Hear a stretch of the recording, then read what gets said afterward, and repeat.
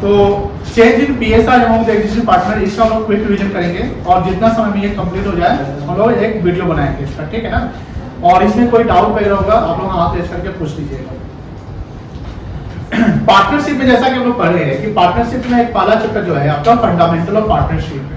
तो fundamental of partnership क्या है? द बेसिक्स ऑफ पार्टनरशिप, जहां पर आप पार्टनरशिप के बारे में जानते हैं कि पार्टनरशिप में पार्टनरशिप होता क्या है, पार्टनर्स होता क्या है, पार्टनर्स के रिलेशन क्या होता है, उनका क्या कैपिटल होता है, वो अपना बिजनेस कैसे करते हैं, उसके लिमिटेशंस क्या है, क्या लायबिलिटी है, क्या प्रॉफिट बटेगा, क्या एग्रीमेंट होता है, क्या डील होता है, अबाउट द पार्टनरशिप, वो बिजनेस कैसे करते हैं और उनकी बिजनेस का अकाउंटिंग कैसे होता है, हम लोग पार्टनरशिप में सीखते हैं, जिसमें फंडामेंटल मतलब बेस हम लोग जाता है। फंडामेंटल पार्टनरशिप रिकॉन्स्टिट्यूशन नहीं होता है। रिकॉन्स्टिट्यूशन का मतलब होता है कि कोई ना कोई एग्रीमेंट में चेंजिंग आया है, रिलेशनशिप में चेंजिंग आया है अमंग द पार्टनर्स, तो उसको बोलते हैं रिकॉन्स्टिट्यूशन। तो रिकॉन्स्टिट्यूशन का एक चैप्टर है चेंज इन पीएसआर। पीएसआर का फुल फॉर्म होता है profit sharing ratio and change in PSR among the existing partner, among the. तो इस चैप्टर में जो हम रिवाइज करेंगे, इसमें नए पार्टनर के एडमिशन का कॉन्सेप्ट रिवाइज नहीं करेंगे, एग्जिस्टिंग पार्टनर के रिटायरमेंट का कॉन्सेप्ट रिवाइज नहीं करेंगे, डेथ ऑफ पार्टनर रिवाइज नहीं करेंगे। हम लोग बस ये रिवाइज करने जा रहे हैं कि एक एग्जिस्टिंग बिजनेस है, पार्टनरशिप बिजनेस है और एग्जिस्टिंग बिजनेस में पार्टनर्स हैं और वो पार्टनर्स अपने रेशियो को समय के अनुसार चेंज करना चाहते हैं, मॉडिफाई करना चाहते हैं। तो एग्जिस्टिंग पार्टनर अपने रेशियो को जब चेंज कर रहे हैं तो इसके कारण क्या होगा, बिजनेस के बहुत सारे अकाउंटिंग जो डेटा है वो चेंज हो गए, उस पर इंपैक्ट पड़ेगा। जैसे अकाउंटिंग डेटा का मतलब क्या हुआ, the information which are available in the balance sheet such as assets, such as liabilities, such as capitals, the goodwill of the firm, these are the accounting data and that data may have impact due to change in PSR. Change in PSR creates the dissolution of partnership. Listen carefully. Change in PSR impact on dissolution of partnership, not dissolution of firm. जब ratio change होता है तो reconstitution होगा। Reconstitution से पुराना जो relation partner के बीच का है वो खत्म हो जाएगा।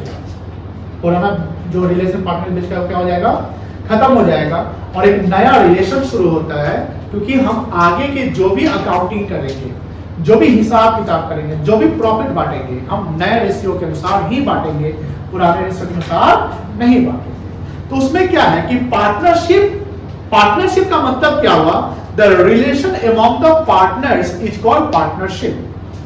सर फॉर्म और पार्टनरशिप क्या सेम है कि अलग है? तो अलग अलग है। फॉर्म का मतलब होता है the collective collection of individuals creates firm and form is the name of the business is called firm. And partnership क्या है? Partnership is a relation, जैसे friendship क्या कहेंगे आप? Relation among the friends. तो partnership क्या कहेंगे आप? Relation among the partners. तो relation among the partners is called partnership and the partnership may dissolve, the firm will not dissolve. Dissolve firm अगर हो गया तो मतलब फर्म बंद हो गया, लेकिन पार्टनरशिप डिसॉल्व हुआ तो फर्म बंद नहीं हुआ, फर्म रिकॉन्स्टिट्यूट हुआ। री मतलब होता है अगेन, कॉन्स्टिट्यूट मतलब होता है उसका फिर से निर्माण, जिसको रिकंस्ट्रक्शन भी कहते हैं। कंपनी में रिकंस्ट्रक्शन होता है, पार्टनरशिप में रिकॉन्स्टिट्यूशन होगा।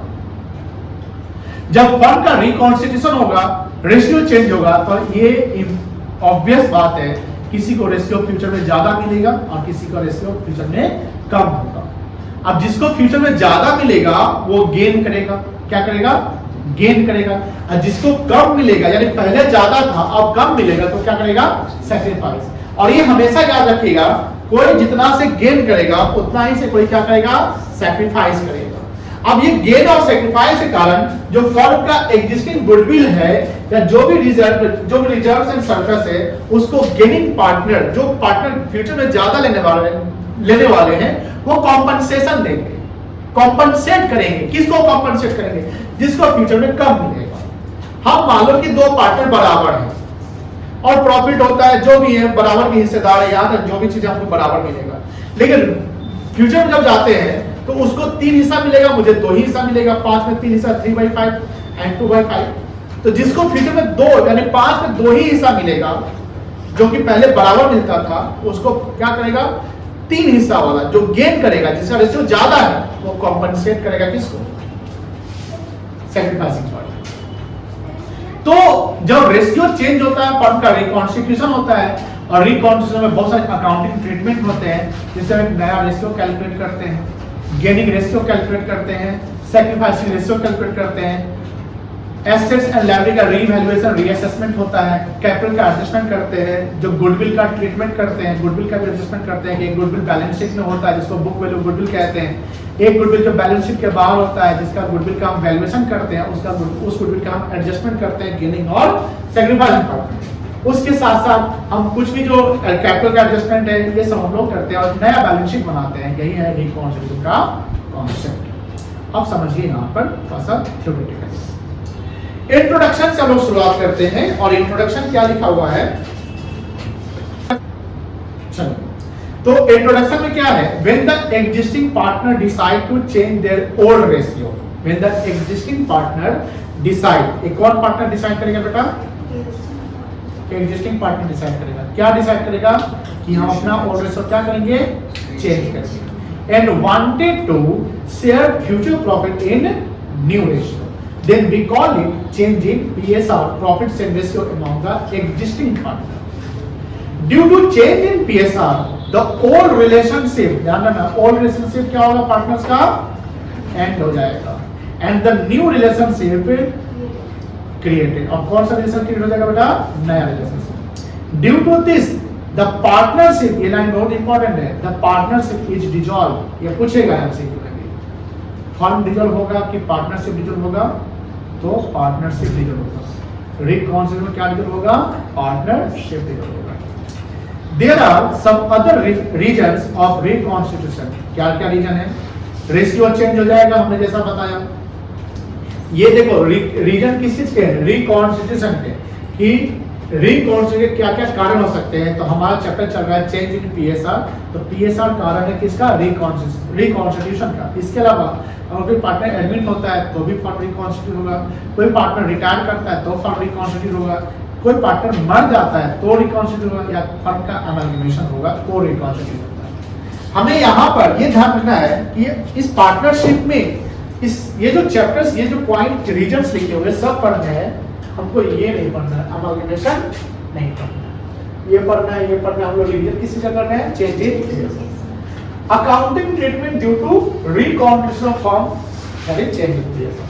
तो हम जो अकाउंटिंग ट्रीटमेंट करेंगे तो सबसे पहले क्या कैलकुलेट करेंगे, चेंज इन पीएसआर। जैसे हम न्यू रेशियो निकालेंगे, न्यू रेशियो निकालने के दो फॉर्मूले बनते हैं। न्यू रेशियो निकालने के कितने फॉर्मूले बनेंगे, दो फॉर्मूले बनेंगे। एक बनेगा क्या बता सकते हैं, ओल्ड प्लस गेनिंग रेशियो, और दूसरा ओल्ड माइनस सैक्रिफाइसिंग रेशियो, बराबर क्या होता है, न्यू रेशियो। ये याद रखिएगा।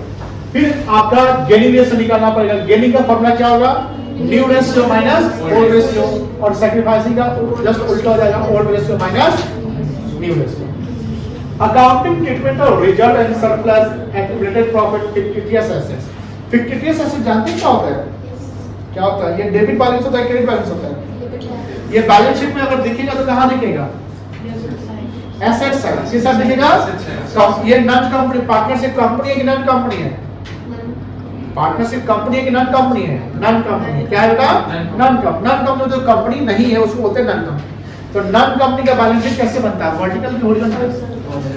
नॉन कंपनी का बैलेंस शीट जो बनता है वो हॉरिजॉन्टल बनता है, left side and right side.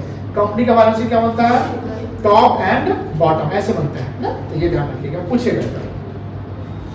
तो फिक्टिशियस एसेट्स हुआ वैसे एसेट्स जो डेबिट बैलेंस है बट हमारे लिए एक तरीके से लॉस है, जिसका कोई फ्यूचर इकोनॉमिक बेनिफिट्स नहीं है। एसेट्स का मतलब होता है कि जो हम लोग फ्यूचर इकोनॉमिक बेनिफिट्स दे वो मेरे लिए एसेट्स है। जैसे वो हम यूज कर रहे हैं फोन, हम वो एसी यूज कर रहे हैं, मशीन यूज कर रहे हैं, फर्नीचर यूज कर रहे हैं, ये सब एसेट्स हैं, ये फ्यूचर इकोनॉमिक बेनिफिट्स देता है। लेकिन कुछ ऐसी चीज है जो हम डेफर्ड कर रहे हैं। डेफर्ड मतलब कि सर उस साल सारे एक्सपेंस को कवर अप नहीं किए, हम रेफर करें अगले साल में, अगले साल खत्म करेंगे, तो उसको बोलते हैं डेफर्ड एक्सपेंडिचर। और फिक्टिशियस एसेट्स इसका एक और नाम है miscellaneous expenditure. These are the debit balance which creates the losses to the organization and organization written off year by year. ठीक है ना, ईयर बाय ईयर क्या करेंगे, राइट ऑफ करेंगे। प्रॉफिट एक्यूमुलेटेड प्रॉफिट क्या है, जो प्रॉफिट एक्यूमुलेट करके साल भर साल प्रॉफिट वाला उसको एक्यूमुलेट करके एक साथ रखे हुए, ये क्रेडिट बैलेंस होता है। रिजर्व एंड सरप्लस भी क्रेडिट बैलेंस होता है, और इक्विटी एसेट्स कौन सा बैलेंस होता है, डेबिट। इसको जब हम ट्रीट करेंगे तो जब फंड का रिकॉन्स्टिट्यूशन होगा तो इसको हम राइट ऑफ कर देंगे। क्या कर देंगे बेटा, राइट ऑफ कर देंगे।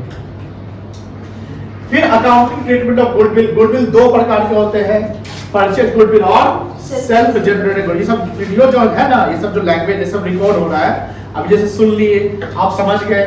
अब एज ए स्टूडेंट क्या होता है कि हम लोग रिकॉल करते हैं तो बहुत सारा रिवीजन होता है, बहुत सारा वो आंसर आपको इसी लैंग्वेज में मिल जाएंगे, और जब सुनिएगा बार देखिएगा तो आपका जो परसों का एग्जाम टेस्ट होने वाला है एग्जैक्ट आप लिख लीजिएगा। तो गुडविल कितने हो सकता है सवाल पूछे, गुडविल कितने प्रकार का है?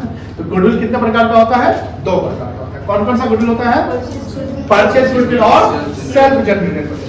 बैलेंस शीट में जो गुडविल दिखता है वो कौन सा गुडविल होता है, वो गुडविल होता है परचेज गुडविल। और सेल्फ जनरेटेड गुडविल जो बैलेंस शीट के बाद होता है, यानी ऑर्गेनाइजेशन सेल्फ यानी खुद से अपना गुडविल क्रिएट करती है। अब बोलिएगा सवाल कि सर कोई भी ऑर्गेनाइजेशन अपने से गुडविल कैसे क्रिएट करेगी, तो ये हम लोग ऑलरेडी डिस्कस कर चुके हैं पार्टनरशिप के गुडविल वैल्यूएशन और गुडविल चैप्टर में। जब फर्म का प्रॉफिट ईयर बाय ईयर बढ़ता है, फर्म अच्छा सर्विस देती है, तो उसके पास कस्टमर आते हैं, कस्टमर ज्यादा आएंगे तो उनका रेवेन्यू ज्यादा होगा, रेवेन्यू ज्यादा होगा तो उनका प्रॉफिट ज्यादा होगा, प्रॉफिट ज्यादा होगा तो उनका गुडविल ऑटोमेटिकली बढ़ जाएगा। Revaluation of asset, that assets का हम लोग क्या करते हैं, और रीअसेसमेंट ऑफ लायबिलिटीज का हम रीवैल्यूएशन नहीं करते हैं, लायबिलिटीज का क्या करेंगे, रीअसेसमेंट करेंगे, और एसेट्स का क्या करेंगे, revaluation and adjustment of capital. ये हमारे टॉपिक्स हैं जो पढ़ने हैं हमको पीएसआर में, इसको हम लोग रिवाइज करेंगे। ये कुछ एग्जांपल्स जैसे 3/8 अगर लिखा हुआ है तो ऊपर वाले को न्यूमरेटर पढ़ेंगे और नीचे वाले को डिनोमिनेटर पढ़ते हैं। जैसे 3/8 अगर +1/10 है तो 8 और 10 इसका डिनोमिनेटर बराबर नहीं है, तो इसका एलसीएम लेकर हम लोग इक्वलाइज करते हैं। तो इसका एलसीएम कितना आ गया, 40 आ गया। अब ये 40 8 से कितना बार डिविजिबल है, 5, तो 8 5 जा 40, 3 5 जा 15, 10 4 जा 40, 1 4 जा 4, तो 15 + 4 + 19 ये कितना हो गया, 19/40। ये हम लोग कुछ कैलकुलेशन सीखे थे जो आप लोग जानते हैं, करना जानते हैं। बस हम लोग जब चैप्टर शुरू किए थे तो आपको बताया नहीं, बताइए इसमें से कौन कौन किसको आता है, तो ये सब 4th 5th के क्लास के सवाल है, तो इसमें कोई ज्यादा दिमाग लगाने की जरूरत नहीं है। माइनस प्लस करने आता है सबको। गेनिंग रेशियो का फॉर्मूला क्या होता है, न्यू रेशियो माइनस सैक्रिफाइस का फॉर्मूला क्या था, ओल्ड रेशियो माइनस, और न्यू रेशियो का दो फॉर्मूला होता है, ओल्ड रेशियो प्लस और ओल्ड माइनस न्यू रेशियो। ये WF का मतलब क्या होता है, विद इफेक्ट फ्रॉम। एक एग्जांपल समझते हैं लोग, जैसे राजा एंड, अरे वाह, राजा एंड रैंक पढ़िए, रंग पढ़िए, जो भी पढ़िए, और पार्टनर्स हैविंग PSR इज 3:2। ये जो पहले से पार्टनर का रेशियो क्या है, 3:2, तो ओल्ड रेशियो है विद इफेक्ट फ्रॉम। इसको क्या पढ़ेंगे, with effect from. With effect from का मतलब क्या होता है, उस डेट से इफेक्टिव हो गया, उस डेट से अब ये होगा। 1 April 23 they decided to share profit equally. Equally मतलब 1:1 हो गया। अब रेशियो दोनों का अलग अलग हो गया ना, तो किसी को फ्यूचर में ज्यादा मिलेगा, किसी को फ्यूचर में कम। राजा को फ्यूचर में ज्यादा मिलेगा, सॉरी कम मिलेगा, क्योंकि पहले उसको 3 में 5 में 3 हिस्सा मिलता था, अब वो आधा मिलेगा। तो ध्यान रखिएगा। Calculate gaining and sacrificing. जब हम फॉर्मूला अप्लाई करें, मान लो सैक्रिफाइसिंग रेशियो का फॉर्मूला अप्लाई किए हुए, और सैक्रिफाइसिंग रेशियो का फॉर्मूला अप्लाई किए, ओल्ड रेशियो माइनस और नेगेटिव रिजल्ट आ गया, तो क्या कहलाएगा, गेनिंग कहलाएगा। तो राजा का sacrificing ratio 3/5 old minus new, 1/10 positive है तो सैक्रिफाइसिंग हो गया। रैंक का सैक्रिफाइसिंग रेशियो हम निकालते हैं तो ओल्ड माइनस न्यू कर लेंगे, और हम गेनिंग लिखेंगे यहाँ पर अगर, तो न्यू माइनस ओल्ड का फॉर्मूला अप्लाई करना पड़ेगा, ठीक है। तो रेशियो ध्यान रखिएगा। तो ये 1/10 माइनस में अगर क्या कर गया, गेन कर गया। हमेशा याद रखिएगा गेनिंग रेशियो और सैक्रिफाइसिंग रेशियो इक्वल होगा। Gaining must always be equals to sacrificing. एक और एग्जांपल देखिए, सवाल बहुत अच्छा है। अक्कर बक्कर बॉम्बे और पार्टनर्स हैविंग PSR 5:3। एक और सा रेशियो हो गया आपका ओल्ड बॉम्बे, मतलब थर्ड पार्टनर। तो थर्ड पार्टनर का रेशियो क्या है 2/10 है। बॉम्बे एक्वायर्स मतलब क्या होता है इसको लेना लिया किसी से 1/10 शेयर फ्रॉम मतलब माइनस से मल्टीप्लाई माइनस करते हैं उससे लिए तो 1/10 फ्रॉम अक्कर का रेशियो क्या है 5/10 तो 5/10 और अक्कर दे कितना रहा है 1/10 तो अक्कर अगर दे दिया तो ओल्ड माइनस सैक्रिफाइस बराबर क्या होगा न्यू रेशियो का दो फॉर्मूला था ओल्ड माइनस सैक्रिफाइस और ओल्ड प्लस गेन ये दोनों आपका यहाँ आ जाएगा किसने दिया अक्कर में अक्कर क्या किया सैक्रिफाइस की गेन सैक्रिफाइस किया अब किसको मिला बॉम्बे को तो बॉम्बे क्या किया एक्वायर किया गेन किया तो फ्यूचर में बॉम्बे को ज्यादा मिलेगा कि कम मिलेगा और फ्यूचर में अक्कर कितना कम मिलेगा ज्यादा मिलेगा कम मिलेगा तो फ्यूचर जब अक्कर को कम मिलेगा तो अक्कर अपने शेयर से घटाएगा तो न्यू रेशियो निकालना है सैक्रिफाइस गेनिंग भी निकालना है कोई दिक्कत नहीं है 1/10 सैक्रिफाइसिंग हो गया किसका अक्कर का और बॉम्बे का 1/10 क्या हो गया बेटा गेनिंग हो गया तो बॉम्बे का 1/10 न्यू रेशियो निकालो ओल्ड रेशियो अक्कर का 5/10 1/10 दे दिया कितना बच गया 4/10 बक्कर जो है एज यूजुअल है उसको उसने कोई गेन सैक्रिफाइस नहीं किया इसमें कोई चेंज नहीं आ रहा लेकिन बॉम्बे का 2/10 पहले से था उसको 1/10 और मिल गया तो 3/10 हो गया कोई इशू नहीं है 4:3:3 न्यू रेशियो बन गया समझ गए ना ऐसे कुछ क्वेश्चन से प्रैक्टिकल इससे ज्यादा दिमाग नहीं लगा के जो आगे चलते हैं ये क्वेश्चन एसके सिंह के सवाल के हैं यही कॉन्सेप्ट जो हम बताएं आपको उस पे है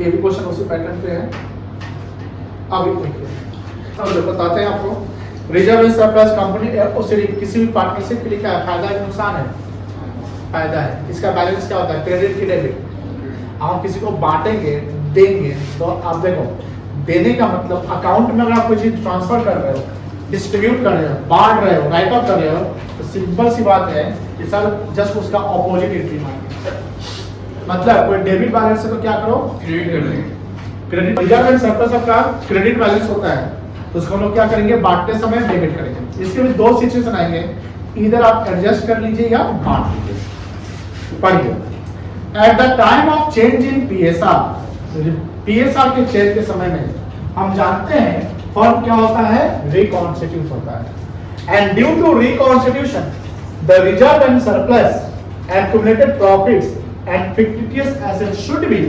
distributed among the partners in old ratio किस रेशियो बांटेंगे इसका एंट्री समझो ये सब जो डेबिट हो रहे हैं इसके बैलेंस क्रेडिट होते हैं ये मुझे बताइए ये बैलेंस शीट में किस साइड दिखेगा ये बैलेंस शीट किस साइड मौजूद होता है लायबिलिटी साइड होता है लायबिलिटी का बैलेंस क्या होता है क्रेडिट होता है और एसेट्स का बैलेंस क्या होता है डेबिट होता है तो ये बैलेंस शीट के लायबिलिटी साइड मिलेगा तो ये general reserve profit loss account ये प्रॉफिट लॉस का कौन सा बैलेंस होगा क्रेडिट होगा एक्यूमुलेटेड प्रॉफिट डब्ल्यूसीआर आईएफआर सबको डेबिट करेंगे ऑल पार्टनर को हम लोग क्या करेंगे क्रेडिट करेंगे अब अगर कुछ भी लॉस है जैसे एडवर्टाइजमेंट सस्पेंड 50 डेज एसेट्स होता है प्रीलिमिनरी एक्सपेंसेस 50 डेज एसेट्स होता है पीएल अकाउंट यहाँ पर डेबिट बैलेंस लॉस होता है एंड 50 डेज कुछ भी है ये सबको राइट ऑफ करेंगे पार्टनर्स में तो पार्टनर्स को डेबिट करेंगे to 50 days assets partners capital debit उस समय होगा जब कैपिटल को क्या होगा फ्लक्चुएटिंग फिक्स्ड कैपिटल फ्लक्चुएटिंग होगा तो कौन सा अकाउंट होगा कैपिटल करंट अकाउंट होगा कैपिटल अकाउंट होगा और जब कैपिटल फिक्स होगा तो करंट अकाउंट आएगा क्या आएगा बेटा करंट अकाउंट आएगा याद है ना करंट अकाउंट कॉन्सेप्ट चलिए अगर पार्टनर याद है ना ये जो सेकंड पॉइंट है सपोज करिए पार्टनर डिसाइड करता है बात नहीं करिएगा पार्टनर डिसाइड करता है कि सर जो रिजर्व एंड सरप्लस है जो फिक्टिटियस एसेट्स है हमारा फर्म रिकॉन्स्टिट्यूट हो चुका है रेशियो चेंज हो गया है लेकिन हम इस रिजर्व एंड सरप्लस को नहीं बांटेंगे हम इस रिजर्व एंड सरप्लस को नहीं बांटेंगे रेशियो चेंज हो गया लेकिन वो बोलता है कि रिजर्व एंड सरप्लस को नहीं बांटेंगे जैसा वैसी फ्यूचर में दिखेगा आप मुझे बताइए दिमाग लगाइएगा कि मान लो कि रिजर्व को आप नहीं बांटते 1 लाख रुपए का रिजर्व है नहीं बांटते हो लेकिन वो रिजर्व तो पहले वाला है ना आप फर्म रिकॉन्स्टिट्यूट हो गया उसके बाद फ्यूचर में चले जाते हैं जहां रिजर्व बैलेंस शीट में दिख रहा है। अब किसी भी समय फ्यूचर में हमको अगर रिजर्व बांटना होगा तो किस रेशियो के आधार पर बांटेंगे फ्यूचर में? नहीं हम अभी की बात नहीं करें, फ्यूचर की बात करें। जब आप बाद में कभी बांटिएगा तो कब कैसे बांटिएगा? जो वहां का रेशियो होगा उसी रेशियो में बांटिएगा। लेकिन अभी का न्यू फ्यूचर में वो न्यू रहेगा, ओल्ड हो जाएगा ना। नहीं समझे? अभी जैसे 1 अप्रैल 2023 को हमने रेशियो चेंज कर लिया। आमिर जी प्लीज भाई मेरे सुन लो, 1 अप्रैल 2023 को आपने रेशियो चेंज कर लिया। तो 1 अप्रैल 2023 से पहले एक रेशियो था जो कहलाएगा ओल्ड रेशियो। 1 अप्रैल 2023 को आप जो रेशियो चेंज कर रहे हो क्या कहलाएगा? New ratio. आप 2025 में पहुंच चुके हो। 2025 में जो पहुंच गए तो वहां पर रेशियो जो होगा, जो 1 अप्रैल 2023 वाला रेशियो, उस समय क्या कहलाएगा? ओल्ड रेशियो ने कहलाएगा। तो फ्यूचर में जब चलेगा तो चीज पुराना हो गया। तो अगर मान लो कि 2 साल 3 साल बाद जब हम रिजल्ट बांटेंगे तो 1 अप्रैल 2023 को जो रेशियो चेंज किए थे उसी रेशियो में बांटेंगे। इससे किसको फायदा होगा? इससे उसको फायदा होगा जिसका रेशियो बढ़ गया। अब किसको नुकसान होगा? जिसका रेशियो घट गया। सिंपल सी बात है। तो अब होता क्या है कि अगर ऐसे सिचुएशन फ्यूचर में आएंगे तो उसका डिसीजन हमको अभी लेना है। यानी जब पार्टनर डिसाइड करे कि reserve and surplus, accumulated profit, fictitious asset should not be disturbed, should be continue in the new balance sheet, will not be distributed. In that situation, the partners who gains the share, the partner who sacrifice the share, compensate to each other, and the capital will be changed. Whose capital will change? Those partner who gains or sacrifice. The partner who does not gain or sacrifice, whose capital will not change, whose capital will constant at जिसका ratio change हो गया उसका capital change होगा। Because जो gain कर रहा है ना वो क्या करेगा? कॉम्पनसेट करेगा, उतना पोर्शन कॉम्पनसेट करेगा जितना वो गेन कर रहा है। पूरा रेशियो गेन नहीं करेगा, कॉम्पनसेट नहीं करेगा। मान लो कि आपने अभी एक एग्जांपल किया जिसमें 1/10 कोई गेन किया था और 1/10 सैक्रिफाइस किया था। तो 1/10 जो गेन कर रहा है, मान लो कि 1 लाख रिजर्व एंड सरप्लस है, तो 1 लाख का 1/10 कितना होता है? 10,000। तो 10,000 जो गेन कर रहा है उसका कैपिटल हम डेबिट कर देंगे, यानी उसका कैपिटल घट जाएगा। और जो 10,000 जो सैक्रिफाइस कर रहा है 1/10 उसका 10,000 का क्रेडिट कर देंगे, उसका कैपिटल क्या हो जाएगा? बढ़ जाएगा। कोई दिक्कत नहीं है। पर ये इंपॉर्टेंट है, एग्जाम में हो सकता है कि इसी पे क्वेश्चन आ जाए। ध्यान रखिएगा, इसके क्वेश्चन आने के चांस ज्यादा है। Whenever partner decide that the balance of general reserves, accumulated profit, fictitious assets is to be carried forward in new balance sheet, यानी पहले वाला नया balance sheet carry forward, and these items will not be disturbed or will not be closed। इनको थोड़ा सा उठाइए, focus करिए। हमको पता है कि आपको पूरा समझ में आ गया हुआ है, आपको पता है, फिर भी आप फोकस करिए। हो सकता है 1% एक्स्ट्रा समझ में। Don't be over confident in the class, don't be. कभी भी क्लास में आप कितना पढ़े हुए ओवर कॉन्फिडेंट नहीं रहते। हमेशा इंसान जब नीचे जाता है ना तो ओवर कॉन्फिडेंस के कारण जाता है। हम भी ऐसा भुगते हुए एक बार तो ये पार्टनर डिसाइड करता है कि इस सबको हम डिस्टर्ब नहीं करेंगे, यानी कंटिन्यू करेंगे। भैया आपके लिए भी है। चलिए ये क्या हुआ? इन दैट केस ये सिचुएशन आएगा तो क्या करेंगे? In that case these item will be adjusted. इसके लिए सिंगल एंट्री पास करिएगा। कौन सा एंट्री पास करेगा? Single entry. सिंगल एंट्री में क्या एंट्री होगा? Gaining partners capital account debit to sacrifice. लेकिन हाँ ये एंट्री उल्टा भी हो सकता है। सब उल्टा कब होगा? जब मान लो फिक्टिटियस एसेट्स का वैल्यू ही ज्यादा है तो फ्यूचर में जो गेनिंग पार्टनर उनको तो ज्यादा सहना पड़ेगा, तो उनको कॉम्पनसेशन मिल जाएगा। जब फिक्टिटियस एसेट्स का वैल्यू ज्यादा होगा तो उस केस में क्या करेंगे? हम गेनिंग पार्टनर्स को क्रेडिट करेंगे और सैक्रिफाइसिंग पार्टनर्स क्या करेंगे? डेबिट करेंगे। चलो तो ये एडजस्ट करेंगे अमॉन्ग द, किसमें एडजस्ट करेंगे? Among the partners, among the gaining and sacrificing partner. जैसे हमने अक्कर बक्कर बॉम्बे था, तो उसमें बक्कर जो है ना गेन किया ना सेक्रीफाइस किया, तो बक्कर का एंट्री यहाँ पर यहाँ अक्कर और बॉम्बे आएगा, ठीक है। और किस रेशियो में करेंगे? गेनिंग एंड सेक्रीफाइसिंग रेशियो में करेंगे, कोई दिक्कत है ना? The accounting entry when there is credit balance, ध्यान से देखेंगे क्रेडिट बैलेंस में क्या होगा? Reserve account profit. क्या एंट्री होगा? गेनिंग पार्टनर्स कैपिटल और current account debit to sacrificing partners capital account. लेकिन जब डेबिट बैलेंस होगा तब एंट्री पलट जाएगा, सेक्रीफाइसिंग पार्टनर्स टू। कोई समस्या नहीं ना है? चलिए क्वेश्चन से ये क्वेश्चन समझ जाएंगे, कर लेंगे आपको। हम लोग आते हैं नेक्स्ट कॉन्सेप्ट पे, and that is the goodwill. Goodwill ध्यान से सुनेंगे बड़ी बात। गुडविल कितने प्रकार की हमने जस्ट बोला? कौन कौन सा? परचेज और those goodwill appearing in balance sheet is called Purchase. those goodwill appearing outside the balance sheet Sell.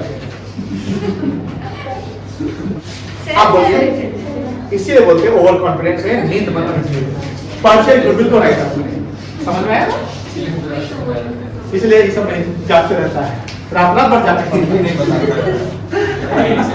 चलिए सुनिए, जो गुडविल बैलेंस शीट में मौजूद होगा इसको पार्टनरशिप फर्म में जो रिकॉन्स्टिट्यूशन फर्म है उसको हम राइट आउट कर देंगे। राइट आउट करने के भी कारण होते हैं कि सर गुडविल एक ऐसा चीज है जिसका रिकवरी उसी समय होगा जब उसको आप बेचिएगा। मेरी बात समझ में आ रही है ना?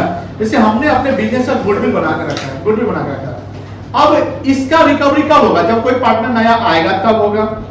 किसी को फ्यूचर में ज्यादा रेशियो मिलेगा तो उससे रिकवरी हो जाएगा। यहाँ बिजनेस को सेल आउट करेंगे तब रिकवरी होगा।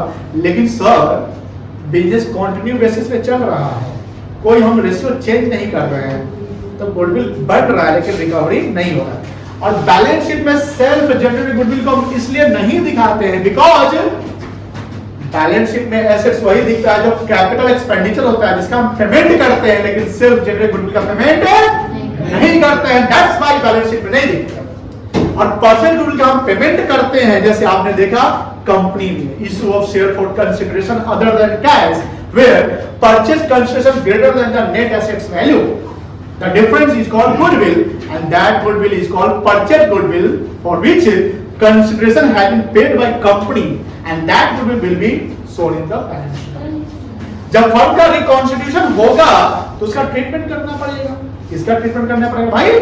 दोनों का, जो परचेज गुडविल है और सेल्फ जनरेटेड गुडविल। अब आते हैं हम लोग, ये हम लोग गुडविल डिस्कस कर रहे हैं। ध्यान सुनिएगा, गुडविल को हिंदी में क्या बोलते हैं? When goodwill appeared in the books, books का मतलब होता है बैलेंस शीट। बुक्स का मतलब क्या होगा बेटा? तो ये गुडविल परचेज गुडविल है, appeared in the balance sheet immediately। Oh my God, immediately लिखा हुआ, क्या करेंगे? तुरंत कर देंगे। Right of. इसका इंफॉर्मेशन क्वेश्चन में लिखे ना लिखे राइट ऑफ कर दो। तो राइट ऑफ करोगे तो किस रेशियो में? Old ratio. क्यों ओल्ड रेशियो करेंगे हम? क्योंकि रेशियो जो चेंज हो रहा है तो आज चेंज हो रहा है ना, तो इसका इफेक्ट जो होगा आज से आगे ना होगा। Yes. लेकिन बैलेंस शीट में जो गुडविल है तो पहले वाला है, दैट्स व्हाई ओल्ड रेशियो करेंगे। सिंपल सी बात है।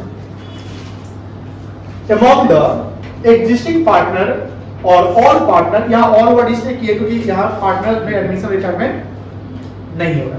अगर एडमिशन होता तो यहाँ न्यू पार्टनर आता कि नहीं आता? नहीं आता। Existing partner in old TSR entry sir क्या बनाइएगा? गुडविल का बैलेंस एसेट में डेबिट होता है क्रेडिट होता है, तो उसको राइट ऑफ करेंगे तो क्या करना पड़ेगा? क्रेडिट। और किसके बीच में राइट ऑफ करेंगे? पार्टनर्स को डेबिट कर दो, यस, और गुडविल को कर दो क्रेडिट। एंट्री देखो कहां है? और पार्टनर्स क्या करने का डेबिट टू गुडविल का। इसे क्वेश्चन एग्जांपल हमने समझाया था। कनक एंड धनक आर इक्वल पार्टनर्स। ये इक्वल मतलब रेशियो बराबर है, ओल्ड रेशियो है। With effect of 1st August 23, they decided to share future profit at 2:3. ये न्यू रेशियो है। At the time of change in PSR, goodwill appearing, oh ho ho, appearing है in the books. जब ये सब चीज है ना तो ऐसे बोले ओ हो ये तो अपियरिंग है, राइट ऑफ करना पड़ जाएगा इन द बैलेंस शीट। नहीं यहाँ पे बहुत करना मतलब बड़ा मार खाएगा तुम। पास जर्नल एंट्री कितना गुडविल है 18,000, रेशियो ओवर क्या है इक्वल तो 9,000 राइट ऑफ कर देंगे। yes 1/2 ठीक है, कोई दिक्कत नहीं है। चलिए अब आया second point, when goodwill appears outside the balance sheet। ये कौन सा गुडविल होगा, सेल्फ जनरेटेड की फर्स्ट है self generated हां self generated वेरी गुड, बहुत धन्यवाद। और गुडविल रीवैल्यू, देखो ये भी लिख देगा the revaluation of goodwill has been, goodwill का रीवैल्यूएशन कर दिया गया है, इतना पैसे से वैल्यूएशन किया गया। ये क्यों करते हैं, क्योंकि भैया बहुत पहले गुडविल का वैल्यूएशन किए थे, बिजनेस चलता गया, अच्छा प्रॉफिट किया। अब रेशियो चेंज करेंगे तो जिसका नया रेशियो ज्यादा होगा उसको तो फायदा हो जाएगा। तो जो पार्टनर होगा बोलेगा भाई गुडविल का वैल्यूएशन कर देते हैं, ठीक है ना। वही गुडविल का वैल्यूएशन हो रहा है जो सेल्फ जनरेटेड होता है। गुडविल, उस गुडविल को हम लोग क्या करेंगे, एडजस्ट करेंगे। गुडविल प्रॉफिट से होता है कि लॉस से होता है, प्रॉफिट से होता है। तो गुडविल प्रॉफिट से, जो पार्टनर सैक्रिफाइस करेगा उसको कॉम्पनसेशन मिलेगा, जो पार्टनर गेन करेगा वो कॉम्पनसेशन देगा। तो goodwill should be adjusted among the gaining and sacrificing partner, gaining and इसका एंट्री क्या होगा, gaining partners capital current account debit to. अब सवाल देखिए, खुशी एंड दुखी आर इक्वल पार्टनर। इक्वल मतलब बोल रहे हैं yes sir with effect from 1st April 23 they decided to change PSR 3:2। सबसे पहले जब गुडविल का रिवैल्यूएशन हो रहा है ना, और ओल्ड रेशियो न्यू रेशियो दिया हुआ है, तो पहला स्टेप में आप क्या करिएगा, गेनिंग सैक्रिफाइसिंग रेशियो निकालिएगा। दूसरा स्टेप में गुडविल का कैलकुलेशन कर लीजिएगा, और तीसरा स्टेप में एंट्री पास करिएगा, है ना।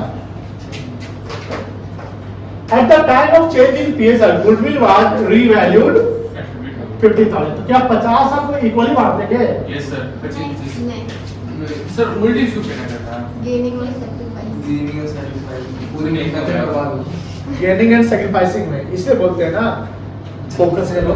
सर नहीं अब देखो खुशी का सैक्रिफाइस से निकल जाएगा, इक्वल था पार्टनर ओल्ड रेशियो तो 1/2 माइनस 3/5 ये न्यू था, 1/10 नेगेटिव आया तो क्या करेगा, तो खुशी गेन कर गई, खुश है तो गेन कर गई, तो ये इसको डेबिट क्रेडिट करेंगे, डेबिट करेंगे बिकॉज़ वो गेन कर रही है, और दुखी सैक्रिफाइस कर गई।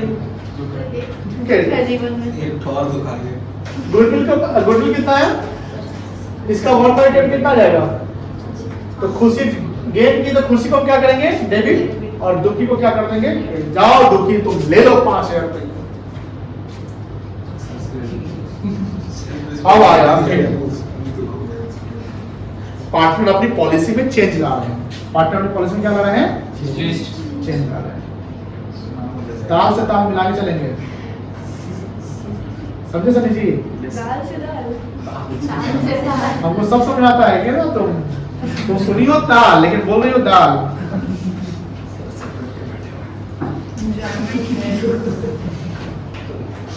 हमको डांटते हैं तो लोग बहुत हंसता है।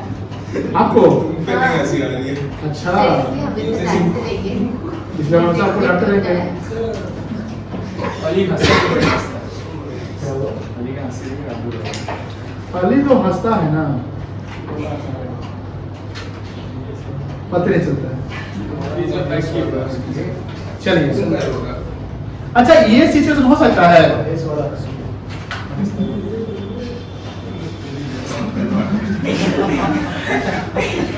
क्या है, इसे डाउन कर रहे हैं ये सिचुएशन हो सकता है क्या कि पार्टनर्स ये बोले कि पहले गुडविल को हम रेज करें एंड देन गुडविल को हम राइट ऑफ करें। ये सिचुएशन गुडविल कौन से गुडविल पे होगा, तो सेल्फ जनरेटेड गुडविल पे सिचुएशन आएगा। सेल्फ जनरेटेड गुडविल पे क्या सिचुएशन आएगा कि हम सिंगल एंट्री पास ना करके एक अकाउंटिंग फॉलो कर रहे हैं। देखो अभी जो कॉन्सेप्ट पढ़े हो, जो गुडविल का वैल्यूएशन हुआ है, इसमें 50,000 का गुडविल दिख रहा है ना, या जो भी गुडविल है दिख रहा है ना, बट गुडविल यहाँ इस एंट्री में ना डेबिट हुआ है ना क्रेडिट हुआ है कहीं पे। तो जब गुडविल डेबिट और क्रेडिट नहीं हुआ तो ये जो कॉन्सेप्ट है ये विदाउट ओपनिंग गुडविल अकाउंट का कॉन्सेप्ट आ गया। जैसे आप पढ़ोगे कॉल सिनेरियो ओपन करना है, कॉल से ओपन नहीं करना है, अब जब जिस अकाउंट को आप ओपन नहीं कर रहे हो उसका पास करने की जरूरत है ही नहीं, ना डेबिट करेंगे ना क्रेडिट करेंगे। अकाउंटिंग ये ना कहता है कि आप किसी अकाउंट को डेबिट और क्रेडिट कर रहे हो, इसका मतलब क्या है, वो अकाउंट आप ओपन कर रहे हो। किसी अकाउंट को आप डेबिट और क्रेडिट कर रहे हो, इसका मतलब क्या है कि उस अकाउंट को आप ओपन कर रहे हो।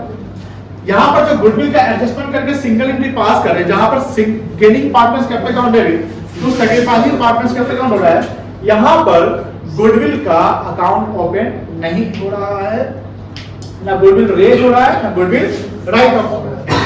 लेकिन जब सवाल बोले कि पास, जैसे वही कॉन्सेप्ट है लेकिन बोलेगा pass the entry by opening goodwill account, ये लैंग्वेज लिख रहे हैं, pass the journal entry by opening goodwill account. उस केस में हम सिंगल एंट्री पास नहीं करेंगे। सवाल क्लियरली बोल दिया है गुडविल अकाउंट ओपन करने के लिए, तो उस केस में दो एंट्री पास करना पड़ेगा।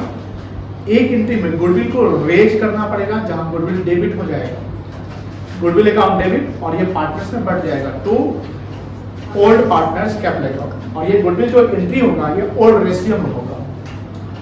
फिर तुरंत ही एक और एंट्री पास करेंगे जहां उसी गुडविल को राइट ऑफ कर देंगे पार्टनर्स में। नहीं, गेनिंग का एंट्री नहीं होगा, यहाँ पर ओल्ड और न्यू का एंट्री होगा। तो सेकेंड एंट्री में गुडविल को हम राइट ऑफ करेंगे जहां गुडविल क्रेडिट हो जाएगा और सभी पार्टनर डेबिट हो जाएंगे, लेकिन ये बढ़ेगा किस में, न्यू रेशियो में बढ़ेगा। तो पहला एंट्री ओल्ड रेशियो में हुआ, दूसरा एंट्री न्यू रेशियो में।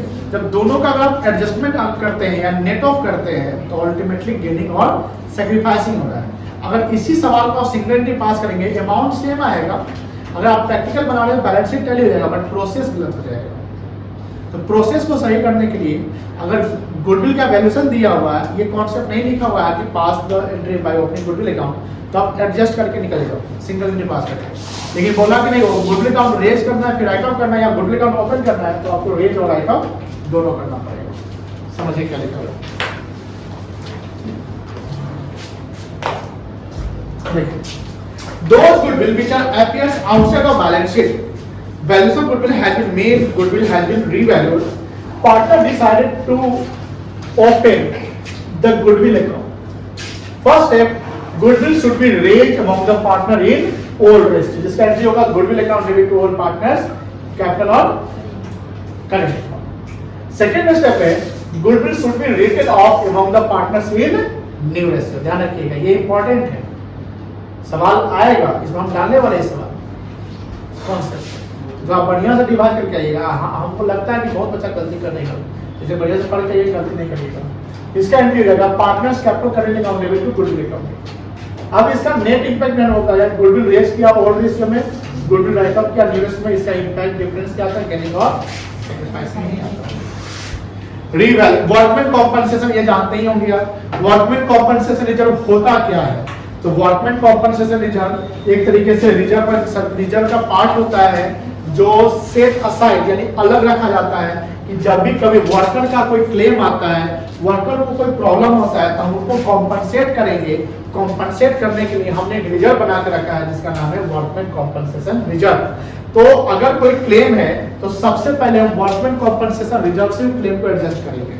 लेकिन मान लो कि क्लेम ज्यादा हो गया तो फर्म को लॉस हो गया, लेकिन रिजर्व से कम क्लेम है, मान लो रिजर्व है 50,000, क्लेम है 30,000, तो उस 50,000 से 30,000 एडजस्ट करने के बावजूद कितना बच जाएगा, 20,000 रिजर्व बच जाएगा। तो रिकॉन्स्टिट्यूशन समय में ऐसे रिजर्व अगर होंगे जो बचे हुए हैं तो ये पार्टनर्स में बांट दिया जाएगा ओल्ड रेशियो में, कोई दिक्कत नहीं है। पढ़िए वर्कमैन कॉम्पनसेशन, जैसे हमने बताया कि रिजर्व का पार्ट है, तो बैलेंस शीट में किस साइड लिखेगा, लाइट एक प्रैक्टिकल सिचुएशन बनाया कि W share balance sheet W से दिखा कितना दिख रहा है 50,000। नीचे इसमें लिखा हुआ है कि A B and C partners है जिसका पीएसआर 5:3 है, ओल्ड रेशियो है, they decided to share future profit new ratio 3:5 है, pass journal entry in each of the following cases. अब पहला केस में डब्ल्यू शेयर तो दिया हुआ 50 है लेकिन इंफॉर्मेशन कोई नहीं है, ऐसे सिचुएशन आएंगे तो डब्ल्यू शेयर रिजर्व सरप्लस का पार्ट होता है। अभी जस्ट हमने डिस्कस किया कि रिजर्व सरप्लस का अकाउंटिंग जब करते हैं तो ये पार्टनर्स में बांट देते हैं। तो इस 50,000 को हम पार्टनर से क्या करेंगे, बांट देंगे। किस रेशियो में बांटेंगे, 5:3 में। तो इसका एंट्री क्या हो जाएगा, WCR अकाउंट डेबिट 50 है to A's capital account to B's capital account to C capital account. अब 5:3:2 में बट गया, कोई दिक्कत नहीं है। सेकंड है WCR should be distributed among the partner, यहाँ भी कोई क्लेम नहीं है, सेम एंट्री यहाँ पर हो जाएगा, same answer as given case 1। लेकिन सी पर देखिए क्लेम कितना है वर्कर का, तो 50 का मेरा रिजर्व है, क्लेम 30 है, कितना रिजर्व बच गया 20। तो क्लेम मेरे लिए, क्लेम जब हम एक्सेप्ट करेंगे तो क्लेम मेरे लिए क्या बनेगा, एसेट की लायबिलिटी, ऐसे ऐसे बन जाएगा। आपने कोई क्लेम एक्सेप्ट किया तो आपको पेमेंट करना पड़ेगा ना, तो आपके लिए क्या बन गया लायबिलिटी। इसका एंट्री क्या हो जाएगा, WCR को डेबिट कर लेंगे 50,000 से, क्लेम को क्रेडिट करेंगे 30,000 से, लायबिलिटी बन गया, और जो 20,000 रुपया है 5:3:2 में पार्टनर्स के बीच में बांट देंगे, कोई दिक्कत नहीं है। चौथा देखिए डी में क्या है, क्लेम कितना है, रिजर्व भी कितना है, तो 50 का रिजर्व 50 का क्लेम, पार्टनर बटेगा नहीं बटेगा, ये WCR account debit to claim account, कोई दिक्कत नहीं है। लेकिन जी ई पॉइंट आपका क्लेम इस पर कितना हो गया 70,000, आपका रिजर्व कितना है 50 है, रिजर्व क्लेम 70,000, क्लेम ज्यादा हो गया, आप क्या करिएगा, आपको एडिशनल देना पड़ेगा, कितना देना पड़ेगा, वो आपके लिए क्या है लॉस है, लॉस है, रिकॉन्सिडर करते हैं तो कोई भी लॉस प्रॉफिट एक्सपेंस इनकम कहां जाएगा, रीवैल्यूएशन अकाउंट में जाता है, कहां जाता है रीवैल्यूएशन अकाउंट में। रीवैल्यूएशन का एक और नाम होता है profit and loss adjustment account, क्या होता है बेटा पीएल एडजस्टमेंट। चलिए तो इस केस में WCR अकाउंट डेबिट कर लेंगे 50,000, रीवैल्यूएशन अकाउंट डेबिट करेंगे 20,000 क्योंकि लॉस है, to liability for workman compensation 70,000। ये जो लॉस है पार्टनर्स में हम बांट देंगे, तीनों पार्टनर्स आएगा 5:3:2 में और 20,000 को बांट देंगे, कोई दिक्कत नहीं है। चलिए IFR का भी सेम सिचुएशन है, इन्वेस्टमेंट फ्लक्चुएशन रिजर्व, ये क्या है जानते हैं, इन्वेस्टमेंट फ्लक्चुएशन रिजर्व क्या जानते हैं, जब शेयर मार्केट में या कहीं मार्केट में हम इन्वेस्टमेंट करते हैं तो वहां पर अनसर्टेनिटी रहता है, क्या रहता है बेटा अनसर्टेनिटी, मतलब क्या होता है, मतलब कि संभावना लॉस और प्रॉफिट दोनों का है। अब लॉस का संभावना है तो लॉस को सेट ऑफ कैसे करेंगे, कहीं ना कहीं हमको एक रिजर्व बनाना पड़ेगा, वो रिजर्व जैसे हम बना लिए तो उस रिजर्व को हम यूज करेंगे लॉस को बदल एडजस्ट करने में। लेकिन अगर रिजर्व सफिशिएंट नहीं है तो फिर सिंपल सी बात है कहां चला जाएगा रिवैल्यूएशन में। लेकिन समटाइम अगर इन्वेस्टमेंट का वैल्यू ही ज्यादा हो गया, कॉस्ट जितना है, कॉस्ट मतलब जितना पैसा हम लगाए हुए हैं और मार्केट में उसका वैल्यू ज्यादा हो गया, तो मेरे लिए फायदा है कि नुकसान है, फायदा है। कोई भी फायदा या नुकसान एसेट्स लायबिलिटी पे कहां जाएगा, रिवैल्यूएशन अकाउंट में जाएगा। सॉलिड सिचुएशन IFR कितना दिख रहा है 50, इन्वेस्टमेंट कॉस्ट पे कितना दिख रहा है 2 लाख, 2 लाख कॉस्ट मतलब 2 लाख हम इन्वेस्ट करके रखे हुए हैं। 3 पार्टनर है जिसका रेशियो 5:3:2 है। With effect from 1st April 2023 they decide to sell future from 3:2:5। Past journal entry in each of the following cases. पहला है कोई इंफॉर्मेशन नहीं दिया हुआ है, तो सिंपल सी बात है जो IFR 50,000 रुपया होगा इसको पार्टनर्स में बांट दीजिएगा ओल्ड रेशियो में। IFR अकाउंट इसको इन्वेस्टमेंट फ्लक्चुएशन फंड भी बोलते हैं। 50,000 डेबिट हो जाएगा, A's capital B capital C capital क्या हो जाएगा क्रेडिट, 5:3:2 में बन गया, कोई दिक्कत नहीं है। दूसरा में मार्केट वैल्यू इन्वेस्टमेंट कितना है 2 लाख, कॉस्ट कितना है, क्या फायदा नुकसान हुआ यहाँ पे, कोई फायदा नुकसान नहीं हुआ, तो 2 लाख का 2 लाख ही है तो उस केस में भी एंट्री क्या होगा सेम हो जाएगा। थर्ड में आपका मार्केट वैल्यू कितना है 1 लाख, तो मेरा कॉस्ट कितना है, मेरा लॉस है कि फायदा है, कितना का लॉस हो गया और मेरा रिजर्व कितना बना हुआ है, तो 50,000 से हम लॉस 20,000 का एडजस्ट कर लिए, तो 50,000 से 20,000 का लॉस एडजस्ट करने के बाद भी रिजर्व कितना बच गया, वो 30,000 किससे बांटेंगे, पार्टनर्स के बीच में बांट देंगे। इसका एंट्री देखिए 50,000 IFR डेबिट हो जाएगा, तो इन्वेस्टमेंट क्यों घट गया, इन्वेस्टमेंट 20,000 से, तो इन्वेस्टमेंट 20,000 से क्रेडिट हो जाएगा और 30,000 को 5 रुपए पार्टनर्स में बांट देंगे, कोई दिक्कत नहीं है। फिर मान लीजिए IFR सॉरी इन्वेस्टमेंट का वैल्यू कितना हो गया 1.5 लाख, कॉस्ट कितना है 2 लाख, लॉस कितना हो गया और रिजर्व भी कितना है, पार्टनर्स बढ़ेगा इस बार नहीं, तो क्या एंट्री हो जाएगा investment fluctuation fund account debit कर लेंगे और टू इन्वेस्टमेंट कर लेंगे 50,000 से, ये एंट्री देख लो, कोई दिक्कत नहीं है। चौथा सिचुएशन मेरा इन्वेस्टमेंट का वैल्यू कितना हो गया, आप कितना लॉस है, रिजर्व कितना है, एक्स्ट्रा लॉस कितना हो गया, कहां जाएगा रिवैल्यूएशन में उसका रिवैल्यूएशन प्रॉफिट लॉस कौन सा आएगा? पार्टनर से आएगा, कोई दिक्कत नहीं है। ये IFR debit 50,000, revaluation account debit 30,000, to investment 80,000। फिर लॉस को 30,000 को एबीसी में 532 में बांट दिया, कोई दिक्कत नहीं है। एक और देखिए, मान लो इन्वेस्टमेंट सब बढ़ गया, अब फायदा है कि नुकसान है? कितना फायदा है? ये भी फायदा कहा जाएगा रिवैल्यूएशन। यहाँ क्रेडिट होगा कि डेबिट होगा? क्रेडिट होगा। रिवैल्यूएशन कौन सा अकाउंट है? नॉमिनल है, तो फायदा क्रेडिट, नुकसान डेबिट। तो यहाँ पे देखो, सॉरी, पहले आईएफआर को बांट दिया, 50 आईएफआर था ना, तो 50 का एबीसी में बांट दिया।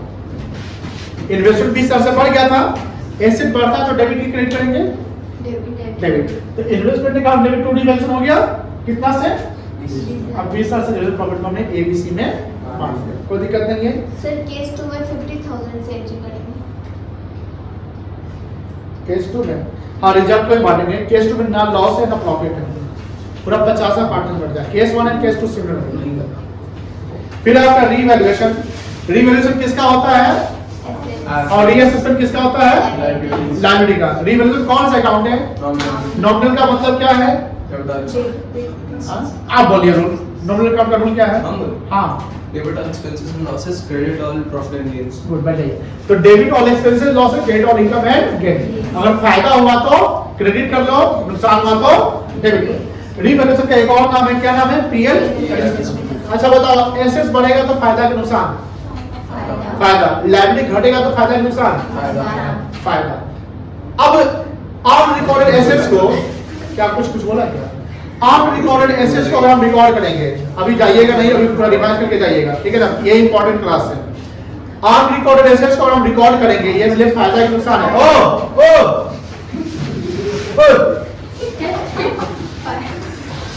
नींद मार लेता है। अनरिकॉर्डेड एसेट्स को रिकॉर्ड करेंगे तो फायदा कि नुकसान? फायदा के 3 कारण। कितने कारण?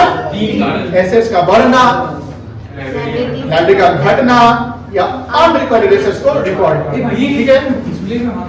ये तीनों कारण में रिवैल्यूएशन अकाउंट क्या हो जाएगा? रिवैल्यूएशन अकाउंट में क्या होगा? क्रेडिट होगा, कोई दिक्कत नहीं है।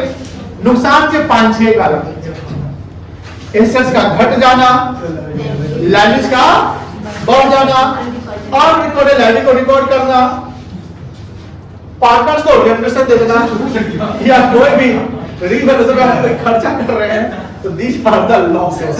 These are the losses, and that losses will be debited to revaluation account. जब हम रिवैल्यूएशन अकाउंट बनाते हैं तो उससे हमको जब एडजस्टमेंट करेंगे तो बाद में क्या रिजल्ट आएगा? प्रॉफिट या लॉस। प्रॉफिट लॉस की भी कहानी है कि जो प्रॉफिट लॉस आएगा वो किससे बढ़ जाएगा? एग्जिस्टिंग पार्टनर से किस रेशियो बढ़ेगा? ओल्ड रेशियो में। लेकिन पार्टनर चाहता है कि नहीं नहीं नहीं नहीं नहीं, ओल्ड वैल्यू को एक नया बैलेंस शीट में दिखाएंगे, तब क्या करना पड़ेगा? तब गेनिंग कुछ करेंगे मेरे भाई, कुछ करेंगे। गेनिंग और सैक्रिफाइसिंग में एडजस्ट करेंगे। क्या करेंगे? गेनिंग एंड सैक्रिफाइसिंग में एडजस्ट करेंगे। जहां पर प्रॉफिट अगर हुआ है तो गेनिंग पार्टनर्स डेबिट होगा, सैक्रिफाइसिंग क्रेडिट हो गया, और अगर लॉस हुआ तो सैक्रिफाइसिंग डेबिट होगा और गेनिंग क्या होगा? क्रेडिट होगा। इसका फोटो क्यों है? क्रिसमस का दिन था क्या? 27 अप्रैल था, 3 दिसंबर नहीं था। क्रिसमस का दिन था क्या? 27 और ये क्या धूप मार दी वाली? बढ़िया था। अच्छा ठीक है। देखो हम तो ऐसी जान पूछ रहे थे आप लोगों से। We know that due to change in PSR, form is reconstituted, and due to reconstituted assets are revalued and liabilities are reassessed. चलिए आगे बढ़िए। क्या लिखा हुआ है? यहाँ से any change in the value of asset liability creates profit or loss. Any change in the value of asset or liability will be recorded in the revaluation account. लेकिन मान लो कोई एसेट का वैल्यू चेंज नहीं हुआ तो revaluation जाएगा? अच्छा, goodwill का रिवैल्यूएशन हुआ है, ध्यान से सुनिएगा मेरी बात। बैलेंस शीट में गुडविल है 50,000। कितना गुडविल है? और नीचे लिखा है एडजस्टमेंट नंबर 3, मान लेते हैं goodwill has been revalued at ₹70,000। अब बताइए क्या करेंगे? क्या गुडविल जो रीवैल्यू हुआ है 50 का 70 हो गया, क्या आप ये कॉन्सेप्ट लगा लीजिए कि 20 से गुडविल बढ़ गया तो रिवर्सल क्रेडिट कर देंगे? गुडविल यहाँ इनटेंजिबल एसेट होते हुए भी गुडविल रिवैल्यूएशन में नहीं जाएगा, भूल कर ये गलती ना करें। 1100 का खतरा है, 1100 वोल्टेज का खतरा है, तो गुडविल को छुइएगा नहीं, रिवैल्यूएशन में डालिएगा। डिवैल्यूएशन में जब रिलेशन बनाएंगे तब डाल सकते हैं, बट गुडविल को रिवैल्यूएशन में कभी भी नहीं डालेंगे, इवन तो लिख देता है गुडविल हैज बीन रीवैल्यूड। ऐसे खतरों से सावधान रहें। Increase in the value of assets and decrease in the value of liabilities creates, and therefore it will be recorded in credit side of revaluation। बहुत अच्छा जवाब।